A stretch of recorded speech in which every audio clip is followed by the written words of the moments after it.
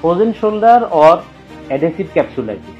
এটার মানে কি? মানে হলো সাধারণত pain and restricted movement of the shoulder joint. তাদের এটা বেশি হয়ে থাকে যারা ওভারহেড অ্যাক্টিভিটিস করে, রিপিটেড স্ট্রেসফুল অ্যাক্টিভিটিস করে, স্পোর্টসম্যান এবং যারা পেইন্টার বা টিচার, তাদের এটা বেশি হয়ে থাকে। কেন হয়?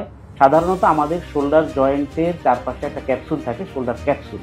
রিপিটেড মুভমেন্টের কারণে বা রিপিটেড স্ট্রেসের কারণে এই শোল্ডার ক্যাপসুলটা ঠিক হয়ে যায় এবং শোল্ডারের জয়েন্টের ভিতরে যে সাইনোভিয়াল ফ্লুইডটা থাকে সেটা কমে যায়। তার ফলে আমাদের কী কী প্রবলেম হতে পারে? পেইন হতে পারে, জয়েন্ট মুভমেন্ট রেস্ট্রিক্টেড হয়ে যাবে এবং ওভারহেড অ্যাক্টিভিটিস করতে গেলে প্রবলেম হবে। অনেক সময় দেখা যায় যে ব্যথা বিশ্রাম নেওয়া অবস্থা অথবা শুয়ে থাকা অবস্থাতেও ব্যথা হয়, যার ফলে ইভেন রাতের বেলা অনেকে ঘুমাতেও সমস্যা হয়। আমরা এর জন্য ইডাব্লিউ ভিলাতে অত্যাধুনিক পিআরপি অথবা plated with plasma treatment, physiotherapy এবং এক্সারসাইজের মাধ্যমে এই ট্রিটমেন্ট দিয়ে থাকি, যার ফলে কার্টিলেজ রিগ্রোথ এবং জয়েন্টের যে ফ্লুইডটা, যেটা জয়েন্টটা লুব্রিকেশনে সহায়তা করে, সেটা আবার রিজেনারেট হয়।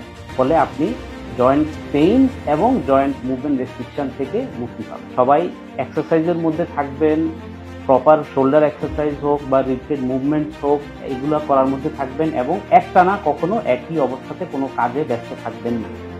আশা করি ভালো থাকবেন। আসসালামু আলাইকুম।